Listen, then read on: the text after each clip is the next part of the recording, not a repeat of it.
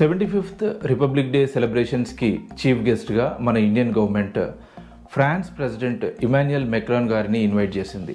ఏదైనా ఒక దేశానికి సంబంధించినటువంటి ప్రెసిడెంట్ ఆర్ ప్రైమ్ మినిస్టర్ని మన దేశంలో రిపబ్లిక్ డేకి చీఫ్ గెస్ట్గా ఇన్వైట్ చేస్తున్నాము అంటే ఇది ఆ దేశంతో మనకున్నటువంటి స్ట్రాంగ్ రిలేషన్స్ని ఇండికేట్ చేస్తుంది.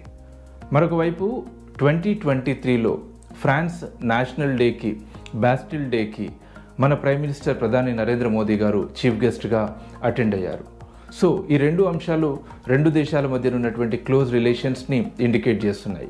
మనకి 1947లో అంటే మనకి స్వాతంత్రం వచ్చినప్పటి నుంచే ఫ్రాన్స్తో మనకి బైలెటరల్ రిలేషన్స్, ద్వైపాక్షిక సంబంధాలు ఉన్నాయి. 1998లో France and India strategic partnership, వ్యూహాత్మక భాగస్వామ్యాన్ని ఏర్పాటు చేసుకున్నాయి. అంటే 2023కి ఇలా వ్యూహాత్మక భాగస్వామ్యము